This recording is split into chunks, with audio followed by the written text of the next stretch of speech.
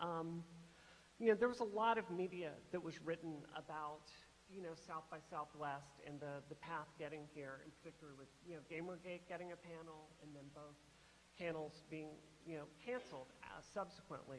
But Shireen, there's kind of an untold story about getting to this point. So can you tell me a little bit about that? Absolutely. So what hasn't been said in the media often is that it wasn't just those two panels. My panel was among the very first two panels, several panels actually, that was being, just a little bit. Too close. Oh, sorry.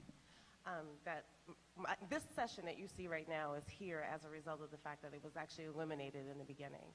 I put this session in with Brianna and Arthur Chu, and at that point, we were under attack by Gamergaters. Yeah.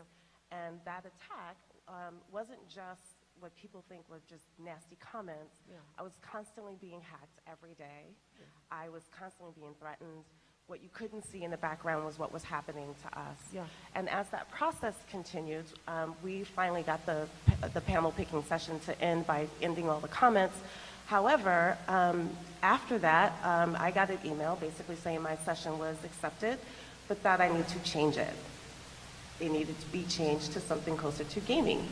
As you can see, what we're going to talk about today wasn't about gaming. It was about how women of color, in particular with the data I'm going to show, are affected online and in terms of online harassment and threats, and what that meant in general across the whole spectrum of the internet. Right. And if I could say, you've been doing this since 1999, yes, right? Yes. I've been doing this for 2 years. So I think you've got a little bit of seniority on me on this. So to have your voice erased and, ask for you to participate in gaming programming, that's very much erasure. Wouldn't you agree? It was complete, in my opinion.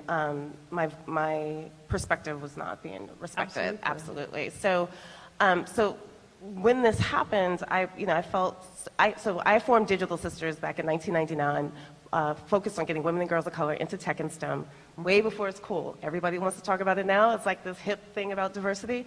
Well, I've been doing this for years, and I have been dealing with policy and dealing with tech industry about diversity. And so what was very interesting is that what I learned about the girls is that you can teach them the tech. That's not the problem. They will build the skills. What was happening is the cultural perspectives in the work environment and the harassment that they were having. Yeah. So I started focusing on how do we change that part of the culture so they want to be wanting to go into the tech industry. Absolutely. So let's talk about, and we'll wrap this up. When we were trying to talk to South by Southwest to get your panel reinstated, which was pulled in lieu of a Gamergate panel, you had a lot of trouble communicating with South by Southwest. Yes. They were not returning your calls until basically I got involved with this, correct? Well, until I think the media frenzy happened. So basically, I explained that my panel wasn't a gamer panel, but then I found out that the gaming segment was after interactive, and I said, at this point, after being harassed and under attack, you're putting me in an environment where I'm going to be harassed and attacked. Yeah. You're also putting me in an environment where there are no allies around me, so I'm unprotected. I'm in danger, but I'm also putting my panelists in danger. And even then, I was basically, I had submitted actually 2 panels. My second panel, which was also about women of color and as superheroes, was rejected immediately. And then I was basically told if I did not change it, that there was no promise that my panel could be present. Yeah. At that point, when the announcement went out, I saw the 2 panels. The one panel that we were promised was not going to be included. Okay.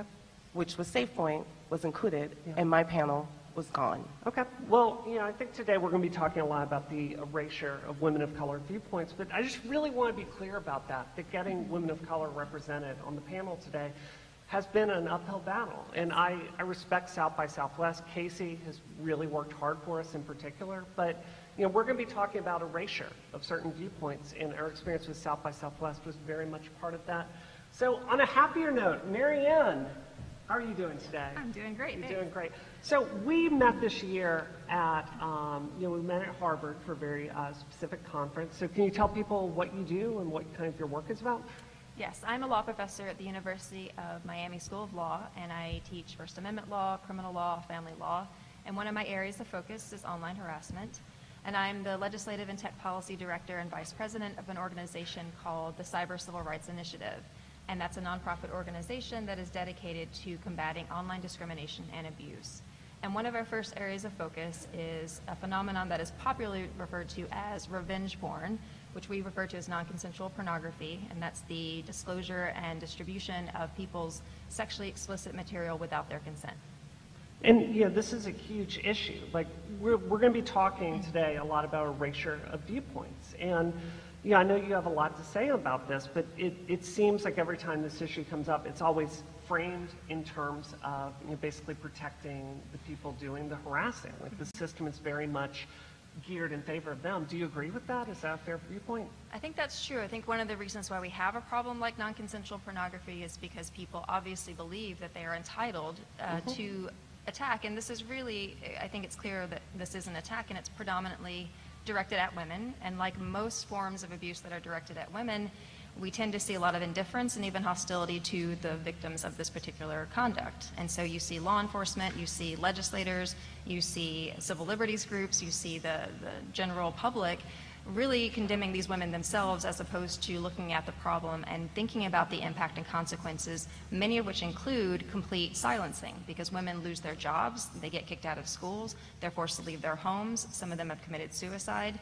The impact of this happening to a particular person and the threat of it happening, the fear of it happening, really does deprive women as a group of the ability to feel that they can speak freely and act freely when they know that there's this possibility that if they exit a relationship or say something that somebody doesn't like or become a public figure in any way, that one of the first things that in the arsenal of harassers is, well, we'll find some naked pictures and distribute them, or if we can't find any, we'll Photoshop it that way. Yeah. It's very destructive, and we're going to get to more of that impact today. So something I've noticed in my field is it's not just women developers are targeted, it's also journalists in our field are just as targeted. In particular, Gamergate has a very specific site set up that disproportionately goes after women journalists, and the accusations against them are quite baseless. So this is a pattern you're very familiar with, Elisa. Can you tell us a bit about what you do? Absolutely. I run the International Women's Media Foundation, and we support women journalists around the world. We believe that the media is not truly free without the equal voice of women. Oh, can you move the mic a little bit closer? We believe that the media is not truly free without the equal voice of women, and online attacks against women journalists are directly targeting them to silence their opinions, and to silence their voice. We've seen this in a variety of ways that we'll talk about later, but female journalists are already disproportionately underrepresented in the news media, yet they are disproportionately attacked in the other direction in terms of online attacks. We know, because we've done research about attacks and harassment against women journalists, they face sexual harassment in the workplace, they face discrimination about the assignments that they cover, and they face the possibility of attacks when they're reporting the news. Much like men journalists, we're not blind to the attacks that they face, but the online attacks are 3 times greater against women journalists, and this is really having an influence on the news media, where women's voices are not being heard, and we are not hearing the voices, therefore, of women in our society. Yeah. And that's a real danger. It absolutely is. And we're going to be talking about this more, but one of the things I think is really important is if you don't have people in that group, the coverage of it lacks perspective. And all too often when we're talking about women in technology, more often than not, we're talking to male journalists. And there's just simply a perspective that they lack. Something that's very interesting to me is when I look at my coverage by women reporters and my coverage by male reporters, it's very, very different in color. So, one of my goals today is I don't want to make this a Gamergate panel. We've talked about it ad nauseum, but I do kind of want to give you all my perspective on this. In late 2014, I was targeted by Gamergate. What had basically happened is, before the Zoe Quinn incident, women in my field had been targeted and bullied and chased out of our industry for months. And it was like the water in the pot was boiling and the kitchen was about to catch on fire. For me, I had one very, very specific death threat that went hyper-viral after Will Wheaton tweeted it. And, you know, I have found myself under horrendous abuse for the rest of the year. Just to give you some examples, I've had over 200 death threats. You have some of them very, very serious, saying who, what, where, why, and when. This man in this mask right here sent me a picture on Reddit where he told me he was going to put a drill into my skull. It would be the last thing I ever felt. We gave his name to the FBI months ago, and nothing has happened with that. I had someone show up at my college a few weeks ago. My college's legal counsel called me and informed me that someone had showed up at my college impersonating me and had attempted to get my college records. They were partially successful at getting that at a different college I had attended and ended up releasing that onto a lot of different websites. One of them was Reddit, which would not even get back in touch with me. We're going to talk more about that later. So, you know, the abuse that I've undergone this year has been extreme. My husband has been targeted. My dog has been, like, I had a dog that died last year, and as he was dying in my arms, Gamergate is going after my vet, trying to find his location and telling me they're going to kill me in the middle of that horrendous experience. So, you know, we're not talking about people saying you suck on the internet. It's a lot more serious than that. So, Shireen, I want to kick it over to you because there's a lot of perspective here. So something very generally, when we talk about Gamergate, the three people you hear from the most are me, Zoe Quinn, and Anita Sarkeesian. And you know, it's hard to not notice that when I've seen women of color targeted by Gamergate, that doesn't seem to get into the press as much. So I'd love to just kind of talk about this a little bit. And I was hoping we could start with this video you gave me right here. Oh, well, it's not going to play. So, okay. So this is, I'm sure everybody's seen it. It's the video of Donald Trump rally and a woman of color being poked and prodded and screamed at and pushed out the door. Yeah. And it's, what people don't realize is that, honestly, like I said, I've been doing this a long time.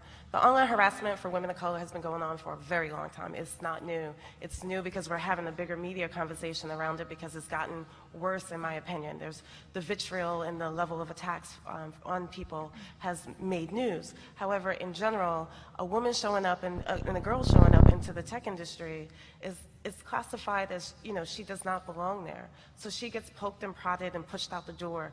And this video was an example of showing you how men were pushing and prodding a young girl out the door, screaming at her, and people were just taking photos. Police were there, and no one came to her rescue.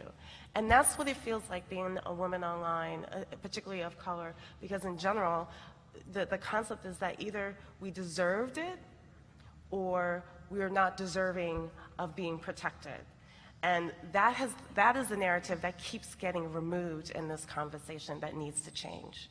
So you have done you've collected some data Yes. among women of color, and this is, you know, it's some frightening stuff you found. So Yeah. We're just going to go straight through it. Yeah. You can walk me through this. Yeah, so basically, I tried to get more women of color voices to attend this summit because I thought it was very important, and I gave a list of names of women who I thought could share their own stories. So I was not able to get them successfully here for various reasons, but what I did was poll them on their experiences so we have a better understanding of what's happening to women of color. And so when I polled them, I would tell you that the types of threats that they get go all the way down to, you know, based on your political beliefs, the religious beliefs, and these are, and the candidates that have were surveyed the most happen to be Asian women, Pacific Islanders, African American women, and their top attacks are usually based on politics or based on religion.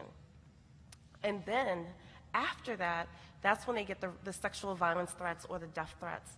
The other very important thing is that their children are the biggest target. That when someone wants a woman of color to shut or be quiet or silence her, the biggest target is her children. And one instance, and there's several instances, but there are instances where you'll see online and people don't even know this, someone will say, hope your child doesn't become a hashtag. is an example of like, be quiet. Yeah. You know, these are intersectional in nature. And it's almost, I hate to use the phrase double whammy, but it's like you're a woman and you're a black woman. And those threats go together and give you like a particularly nasty form of violence. Exactly. Yeah. And this series of threats that you see here, you see that a school, this is Yik Yak, is usually used on college campuses. If you look at the comments here, you'll see that they are both rape threats and race threats. That just being a person of color on campus could make you a target. Now, the word in here says grape, and everybody knows that that's a way to avoid having your yak removed or stopped. So grape means rape.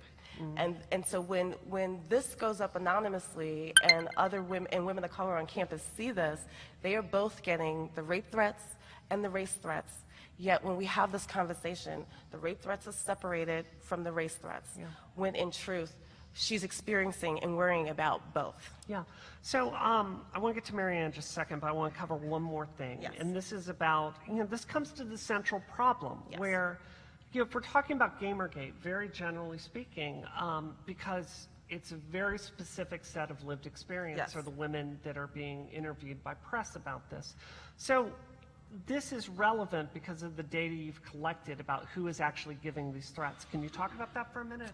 Yeah, after I collected the data, there was three key, there were three top key issues. One was what the threats were based on, which is political, religious, and their children were targets. The second was that the biggest threats, the people who were threatening them were men. So about 90% were men. The other portion was white women, and then the third portion was men from their own ethnic background.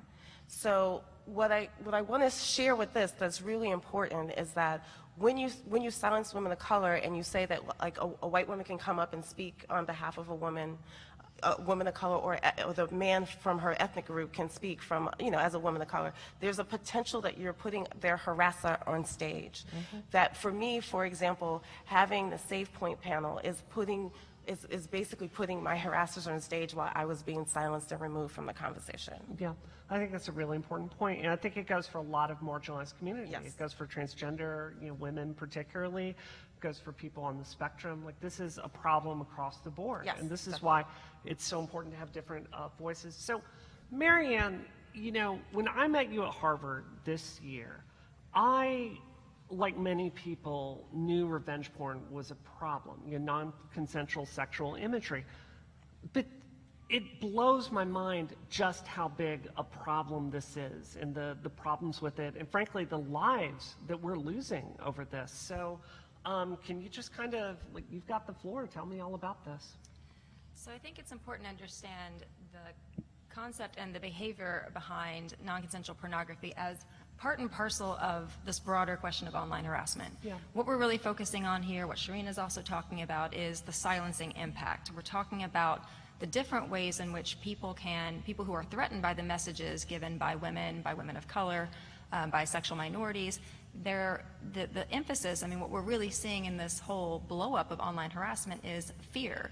Fear and rage on the part of people who have always had the floor, who have always had the capacity to express themselves, looking at other people who are now standing up and saying, we actually have some things to say and you're not going to like some of them. And there's nothing particularly new about this fear and this rage as a reaction. Back in 1838, when you had female suffragists who were planning the second anti-slavery convention in Pennsylvania Hall, 1838, these women were going to speak about abolition. They were going to talk about how we needed to get rid of slavery. They were going to talk about sexual equality. And what the men in this town did in the days leading up to the convention was put up signs to say, if you care about your jobs and the Constitution, you should protest against this convention. And on the day of the convention, they stormed the actual building and they set it on fire. Afraid of what these women might say, that we have to do everything in our power to shut them up. And what we're seeing now is really the online equivalent of that. And non-consensual pornography is just one of those ways where we can shut women up. And it's certainly true, and I'm glad that Shireen keeps mentioning this, that there is definitely a difference in terms of how we speak about victims who happen to be women of color and everybody else. We all know about Jennifer Lawrence and the fact that her photos were hacked. We hear a lot less about Gabrielle Union. Same things happened to her, and yet that is not given as much focus, and we don't talk about the slightly different ways in which sexualization actually plays out, specifically for Black women and differently from white women. So all of this combines for this really toxic kind of conduct where people use sex as punishment, or the way to destroy a woman is to bring up the fact that she's ever been naked, or to highlight the fact that she's ever trusted somebody enough to be intimate with them. And if you think about what that pathology really reveals, it's pretty disturbing, that we're going to take people at their most vulnerable, at their most trusting, at their most exposed, and use that as a way of saying, as a way of destroying that person's life, their career, their personal life, and in some cases resulting in suicide. Yeah. And what we have now is not just one-on-ones, typically revenge porn cases where the ex-boyfriend can't get over the fact that he's being left. It's also now an entire industry. And this industry is not focused on revenge at all. It's simply focused on making money. So you have websites that do nothing other than collect these types of images, solicit these images, and then provide them as entertainment for all of us. And so if you've never had the pleasure of looking at one of these sites, myx.com is a pretty good example. You look at this page, you see that there's pictures of women. You can click on one of the links to actually submit the post, and if you want to see what that looks like, what these sites are asking for are not just the images. They don't just want the naked photos. Look at what else they want. They want their name, they want their age, they want their country, they want their state, their city, their Facebook, their Twitter. So it isn't just about saying, hey, look at some naked women without their consent. That in itself would be enough to raise concern, but it's also identify them across all their social media, find them and humiliate them. And that's just for fun, right? These are people who just do this for entertainment purposes. And there are about 3,000 websites that feature some form of non-consensual pornography. So what we're really seeing here is both a social impact and an individual impact. In individual cases, some women, as I say, lose their jobs, have to leave their homes. Their relationships will fall apart. They will stop being able to attend school. And in some cases, they will commit suicide because they can't deal with the fallout from this type of conduct. I think it's really important to note, and if I can tell a very quick story here, just how much the system protects the people that are doing this. So, you know, my email is like, you know, I have so many women that write me constantly asking for help. So I got an email earlier this year from a woman that met a very disturbed man at an Oculus Rift event. So there's a person that is consulted for Oculus Rift, like they invite him on stage, they do a lot of work with him, and you know, he doesn't vote for the same political party I do, and that's not a problem. But the problem is he has no problem with this whatsoever. And in fact, one of his employees is a notorious harasser of women, underage girls, like some really nasty stuff. He works for that person, is happily employed by that person, and the entire system of having these people that have views that are so dangerous to women are just freely employed in our society, and there's no blowback at all for that. And I think it's a point we cannot stress enough, just how much the system protects this kind of behavior. So I wanted to move over to you, Elisa, like in kind of framing these problems, like, you know, Shireen is talking about how we kind of don't hear about, you know, the perspective of women of color. You know, Marianne, you're talking about how this affects women, how it can destroy our lives, our careers. What is the impact of these kind of forces on women journalists? I think it's really interesting these methodologies are all used offline as well to attack women journalists. Women around the world who are attacked and silenced by either corrupt government officials or businessmen who are trying to stop investigative reporting, all use these tactics against them because of their gender, against their children, against their families, and all of this has moved online, where women journalists are forced to conduct their business because that is where journalism is happening. The impact is grave. Women are opting out of journalism at higher numbers than men. In the US, for example, the majority of people in journalism school are women, and yet they are not the majority of people in the news industry, certainly not the majority of people at the higher levels of the news industry. And this does have to do with this lack of safe space. Yeah. But this is a global problem, and we are These kinds of attacks are silencing women journalists around the world and are silencing the ability for us to get the news that really matters. And they're using these kinds of gender-based intimidation tactics, which constitute a real threat of freedom of the press. Absolutely. So I want to get to two more things with everyone here. First, I want to really specifically talk about impact to very specific people. Marianne, you have a particularly heartbreaking story. In my studio, Giant Spacekat, we have an employee. We have a Patreon, and my Patreon funders are nice enough to give us the resources that we have a woman in our company that all she does all day is she catalogs threats to me. She tries to get them, she tries to affect policy. And, actually we're gonna have a piece in a very major website in a few weeks, like talking statistically. These are not feelings, these are facts about what the outcome is on these, with different social media companies. I want to very quickly go through a bit of an overview on this because I think there's a way we talk about social media and I don't think it's particularly accurate. So I want to talk about outcomes with social media, with what happens when you actually report harassment. So the thing I feel like people don't know and appreciate is Twitter has a lot of problems. Twitter has a lot of problems, which is why we talk about it so much. I wish the press would appreciate just how hard Twitter is working on these problems, because we see it when we talk to them and work with them. They have updated their hiring pipeline. Let me give you an example. Before all of this happened, Twitter did not really understand what the dynamics were for transgender women and transgender men with dead naming, for instance. I know for a fact Twitter has worked behind the scenes and updated those policies. At my own studio, these are just my approximate guesses. We're getting the tally out right now, but at the beginning of Gamergate, their odds of successfully suspending an account that was harassing us was around 5%. Today, I would estimate that would be higher to 20 to 30%, which is a really big improvement. So they are getting better. What we don't talk about enough is Reddit. I can't say this clearly enough. Reddit is response to this. They only responded to 2 out of 20. If I showed you pictures of this, it is some of the most horrific comments imaginable. So there's this very, very wide discrepancy between what the tech companies say they do and what the outcome actually is. So Shireen, I want to turn this over to you now. What do you see in terms of very specific impact to your women of color? So I would say that on the scale that for them, economic impact or economic insecurity is number one. That, once your name is in the news, once your name is a part of something bad, there's an automatic sense that you are trouble, and though you're the victim, but that you are trouble and can't be hired.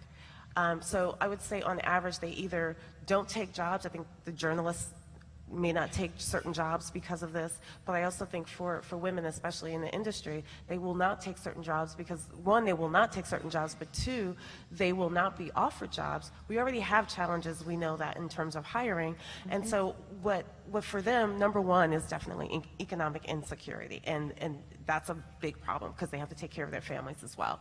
The second is that there's this constant lack of physical safety. And that physical safety is combined by the fact that if you haven't been watching the news already, if you saw one of the instances where a young man was at one of the rallies and he was just walking up the stairs and got punched, the police jumped on him.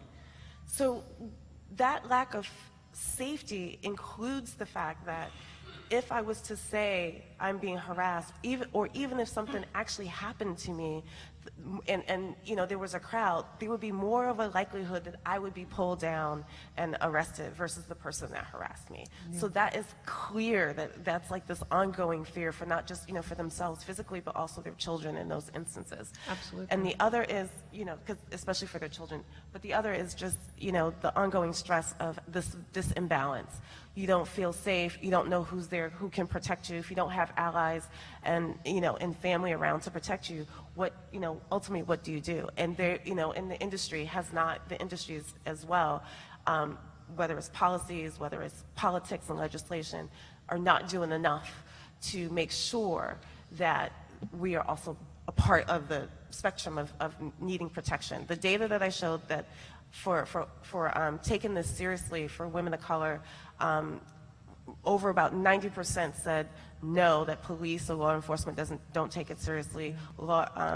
Politicians and legislators do not take it seriously for them, and tech companies and social media companies do not take it seriously. So overwhelmingly, like 90%, they feel that's how unsafe they feel. Yeah, I think that's well said. I think it's so telling that this last week, Google hired Chris Poole, the founder of 4chan, to come work for their social media. And, I had a lot of friends of mine that were, cisgender white dudes in tech, some of them, very famous figures that were advocating like, oh, he shouldn't not be able to make a living. And I was thinking of some of the women of color I know this year that have been really brutally targeted for no reason whatsoever that face that economic insecurity. Yes. I was really thinking about those double standards. And also why some of them didn't come to this conference because of that safety. Absolutely. Yes. So, Marianne, I want to get to, this is a story I think about every day, honestly, because, sometimes when, like pictures of Jennifer Lawrence get on the internet, I see it consumed as like entertainment, right? Yeah. So this is a story about a very specific woman, and this really broke my heart. So can you talk about that? So unfortunately, if you wanted to pick terrible stories about non-consensual pornography, you'd have no shortage of things to pick from. But one of the worst, I think, most tragic stories was the story of Rehtaeh Parsons, who was a Canadian teenager, and when she was 15 years old, she went to a party. And at that party, surrounded by what she thought were friends, she had something to drink. And at that party, she was sexually assaulted by 4 of the boys at this party. And at least one of these boys, instead of helping as he was watching her being sexually assaulted, decided that he would take pictures of what was happening. And at least one of these boys, or maybe more of them, then decided also to distribute these images as entertainment among the wider school audience. And Rehtaeh Parsons became extremely depressed, not only in light of the attack, of course, but the fact that these pictures were circulating everywhere she went. Everybody had seen them. Her entire family had seen them. Everyone at her school had seen them. She was being constantly harassed and taunted, called a slut, called a whore. This is, after all, we're talking about a rape victim who's being called a slut and a whore on a daily basis. And eventually, a couple years later, she hanged herself. Yeah. Her father wrote a very heartbroken and very important letter called Rehtaeh Parsons Was My Daughter. And in that letter, which I really recommend that everyone read, he asked, why is it that they didn't just think they would get away with it? They knew that they would get away with it.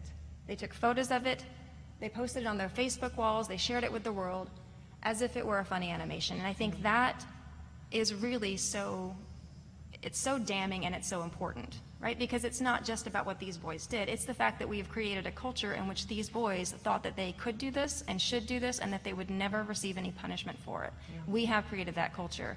What he's asking, what her father is asking, is how did we let this happen? How did we become a culture where we could rely on the fact that boys can do this and they can assume that law enforcement won't do anything, that the school won't do anything, that no one who has power will stand up for people like Rehtaeh Parsons and do anything? They were sure of it, and they were right. Yeah. So I want to get to actual specific policy things that we want, but Elisa, very quickly, do you have a similar story of a very specific impact that is hurt a specific journalist that you can share with us today? Yeah, absolutely. Some of you may have heard a case of a woman called Khadija Ismailova from Azerbaijan. Her case garnered some international attention. She writes against corruption at the highest levels of the Azerbaijani government and became a target of the government with lawsuits and other things. But one of the things that they did is they put cameras in her home and photographed her, filmed her in intimate situation with her boyfriend. And Azerbaijan is a Muslim country, so this has other implications as well. Then they sent her the videos and told her that if she didn't stop her reporting, they were going to post them. And I've had the pleasure of meeting her, so it did not surprise me when I heard that she said, fine, go ahead. I'm not going to stop. And they did post them. She came to the International Women's Media Foundation. We got her some legal help and got the the images removed from a server in Texas, and then they were moved to Central America, where it's nearly impossible to get them removed. I think it was Costa Rica or Panama. And now she's in prison. And so the point is that these governments and these actors are going to try various ways to silence journalists. And if one way doesn't work, they're going to try another. And one of the ways that is increasingly being used to silence journalists is online harassment and attacks. There are concerted attacks where people are being bombarded with messages, and it basically makes it impossible for them to do their jobs. Yeah. They're being outed in various places where they're reporting in southern Turkey, and very dangerous places where people are saying, this journalist is here now, you should find her. And so the online world for journalists has become a very dangerous place. Yeah, absolutely. So I want each of us to go through and very quickly say what we specifically want from a policy point of view. And I'll be happy to talk to press about this after in more detail. But let's kind of keep the highlights, because I want to get to a few questions. For me, what we specifically need, like we've told you horror stories today, but most of what I need could be addressed. And we are at a point where declarations of noble intentions from these social media companies is not cutting it anymore. So there are a few very specific policies that I want to see. You know, I have so many transgender friends that have been targeted over the course of Gamergate. Now, I've seen Twitter step up their specific policies on this, but with Facebook, I can't say this clearly enough to you. Facebook is a very, very, very dangerous place for transgender women. It's almost as dangerous as Reddit. Now, as best as we've been able to ascertain at our studio by doing, you know, by submitting things, finding out what the outcome is, Facebook does not protect transgender women at all. If you're a transgender person, hey, free speech, sorry.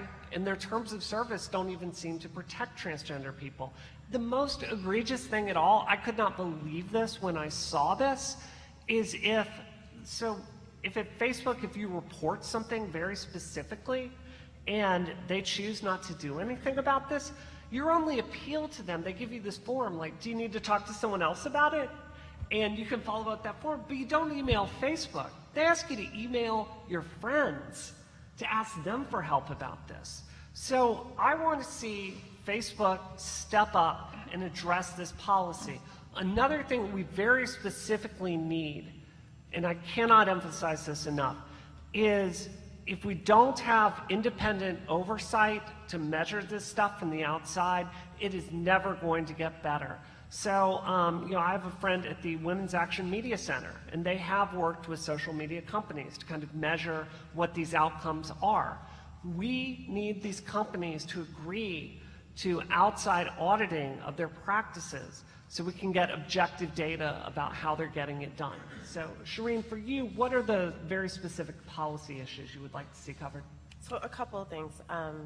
First, I just want to say that, you know, diversity is not a trend, and I really hate that we are having this conversation at a time when people think that that's what this is really about.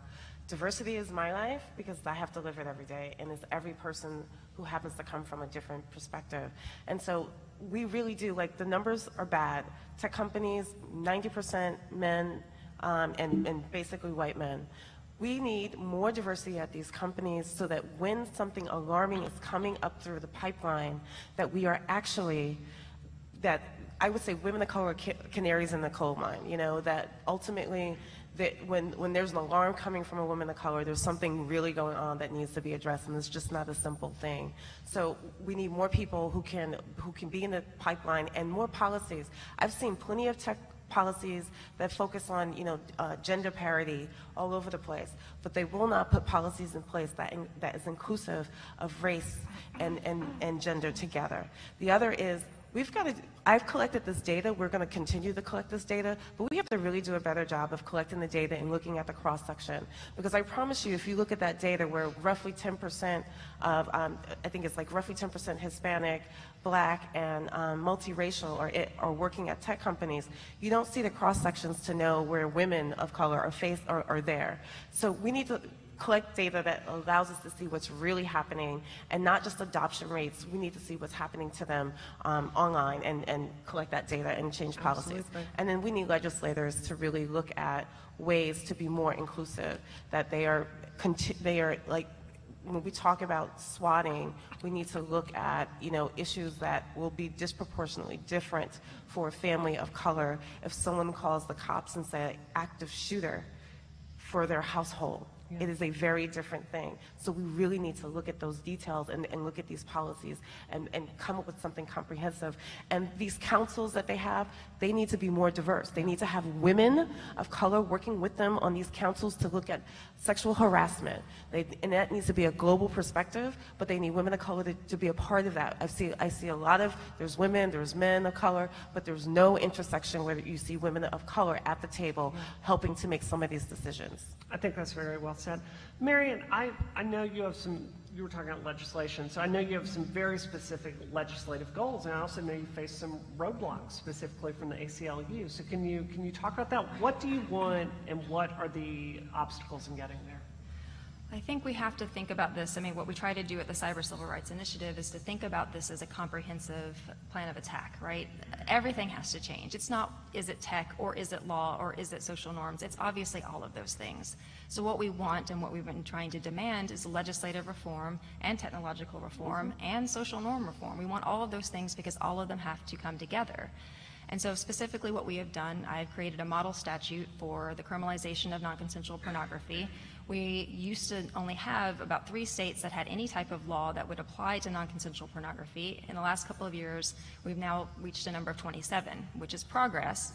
They're not all good laws, but at least there's progress on the front of passing some of them.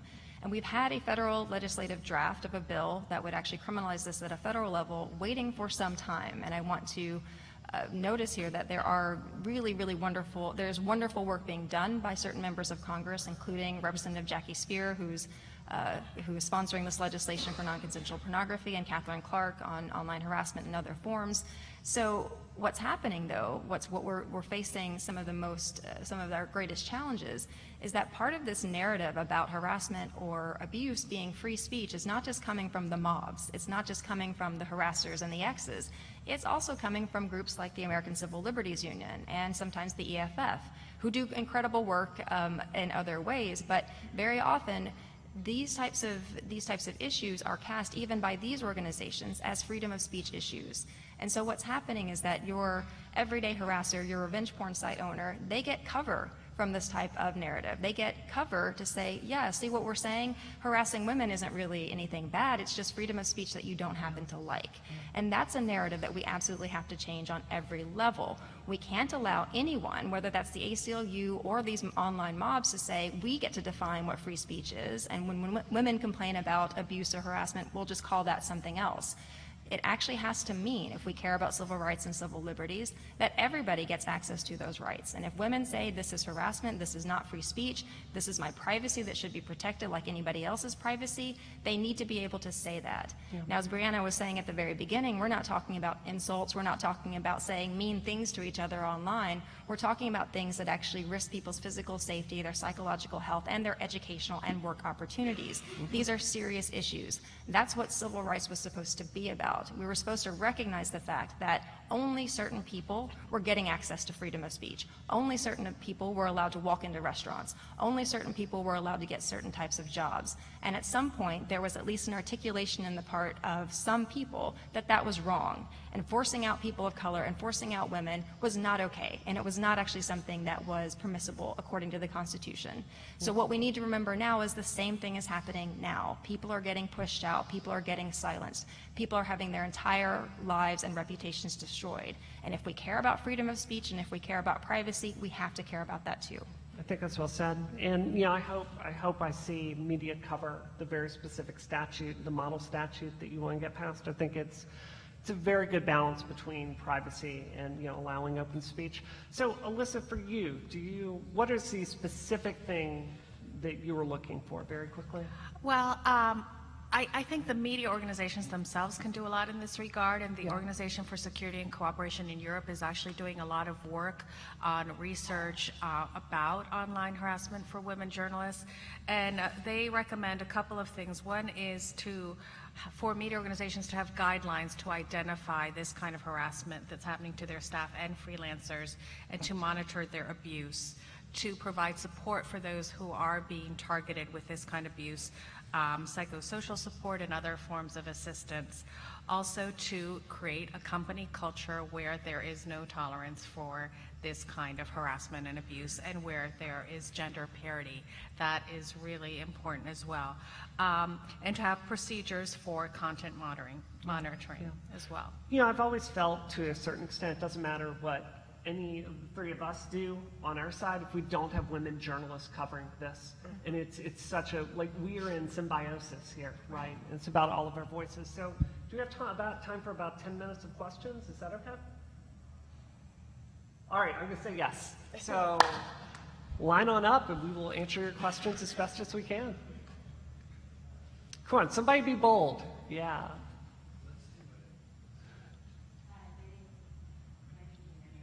Can you turn up her mic? It's being live streamed, so we need you. Okay. Hi, my name is Yasmin Green from Jigsaw, which is part of Google Alphabet. Thank you guys so much for sharing your stories, and you inspire my group a lot. The degree to which the abuse that you've experienced and studied. You know, women and feminists and people, you know, women of color, all of us are talking a lot more and connected to each other about our equality. But like, you know, Marianne, you're talking about very specific sites that exist to harass us. Kotaku in Action should be removed from Reddit today. There's no reason for that to be there. It brings nothing to a conversation but harassment. And, you know, the truth is, 8chan, I have no idea why that server hasn't been shut down. You know, they dox federal judges, they put people's credit card information out there. I have actual proof that there are SQL injection tools on there, other very illegal hacking tools, DOS attack tools there.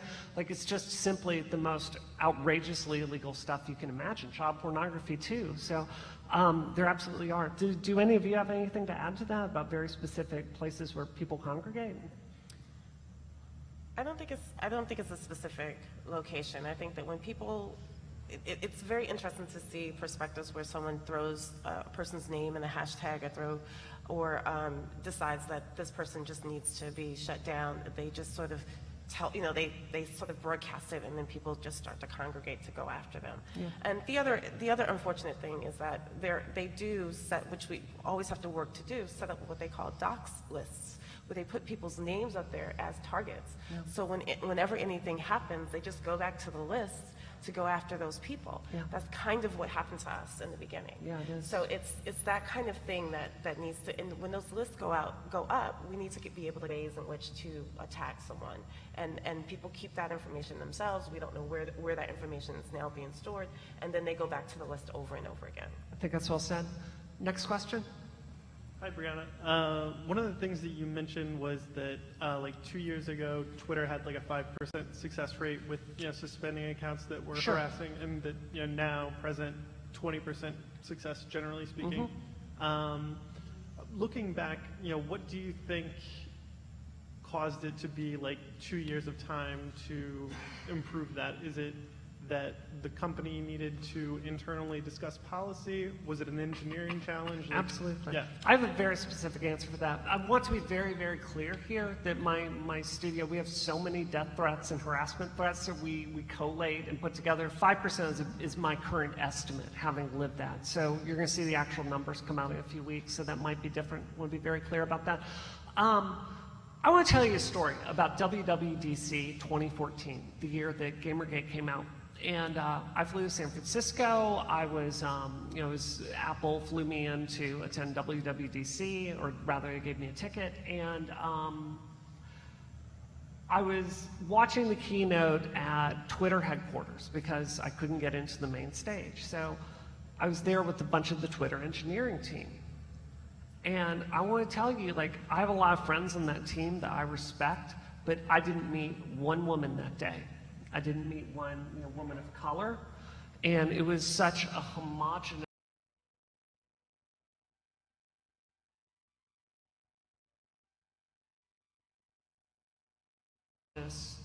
group. And, unfortunately, there's a sexual discrimination lawsuit against Twitter right now. I had a friend of mine that worked at Twitter that told me about an internal study they did at that company where women had a virtually 0% chance, self-reported, of feeling like they would rise to a management position at Twitter. This was in 2014. So, the truth is, I want to be really clear. There's nothing wrong with being a white, cisgendered white dude. Like, that's fine. But there is a very specific lived experience that you bring to the table. So when you don't have women represented in setting those policies, when you don't have women represented in building those frameworks and APIs, when you don't have, women of color talking about, okay, you're looking at your definitions of what constitutes harassment. Let's talk a little more specifically about what that means for us. It's that problem. Please. Yeah, I would piggyback on that and just sort of say that there's a lot of framing of diversity being sort of the thing that is sort of the reason that these attacks are happening. And what I want to push back on a little bit is that, everyone should be okay with their lived experience. And that when we come to the table with that experience, that means that I'm going to look at technology from my experience, from my culture, from the things that have happened to me, and there's nothing wrong with it. It's just different. And so once we can get to the place of understanding that and sort of figuring out how to bridge that, I always say to people, there's no tech fix for human behavior, because it's not. There's no way to fix what goes on wrong in our society. What we need to do is build the tech based on our society and then figure out how to deal with the aspects of it. Right now, we build tech and we try to nudge society to make it fit in. And as you can tell, we're failing. Yeah. I think it's a multifactorial solution. I think it's on the law side, on the jurisprudence side. I think it's on the technical side. But I think we've got to change this culture where when women or people of color or LGBT people, again, there's nothing wrong with that, but we get shouted down on a daily basis. And I think it's usually because they think they're the one person doing it and they're only doing it the one time. They don't realize that everybody thinks that. Yeah. So that poking and prodding video I was trying to show you was that that's what it feels like. You're basically in this environment and people are poking and prodding at you and you're supposed to not say anything and just take the poking and prodding. All right. There's one more question. I saw we only have a minute left. Thank you. My name is Johanna Nylander. I work for the Swedish Games Industry Association, and my question is, what advice do you have for younger women who are thinking about pursuing a career in games or tech and have heard about Gamergates and or online harassments? And yeah, I know you have a lot of experience, so your best advice. Find girlfriends in the industry. It's I often think of it like a heal spell, that when you have a really horrendous day, you get to talk to women in the industry to support you, and it makes you last a little bit longer. Marianne, you haven't really, or Elisa, do you have any thoughts on this? I was going to say something that I think ties together all these questions, and that is to say that there's both, speaking directly in terms of advice, but also in terms of diagnosing the problem, which I think is helpful as a first step, that there is, on the one hand, the concerted pathological harasser behavior types. Those people exist, that's true. But there's also, I think has already been mentioned, there's also a lack of awareness or a lack of concern from the people who are writing all of our code, right? And I mean that in terms of our legal codes, our software codes, our social codes. There's just a sense in which it's being centered around the same people that have always had power, and that has to stop. That if we want to have change, there's going to have to be a change in the code, right? This is something that Larry Lessig has talked about before. You won't get equality and justice by accident, and you won't get it from the people who are more than happy just to simply take what they've been given and to keep it and to stop anybody else from getting it.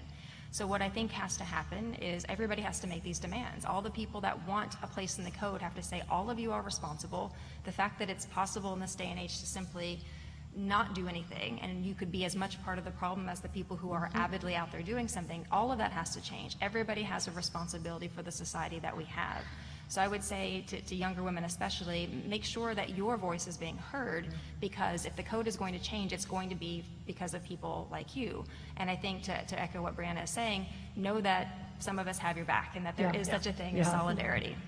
I have to tell you, that's the best thing in game dev. There's a very large group of women that will have your back, and we've freaking had enough at this point. So, do you have anything to add? No, I just echo that. I think it sounds very simplistic, but the support mechanisms are really powerful, and they're being used, to address these kinds of attacks and address many other kinds of attacks as well. And there is a significant amount of research that shows that the way that somebody responds to these attacks, if they are being supported and if they report them and talk to people who support them and who don't belittle them and tell them to brush it off, is quite different. Yeah. So to find that support is hugely important if you think you're going to find yourself in an environment where you're going to need it.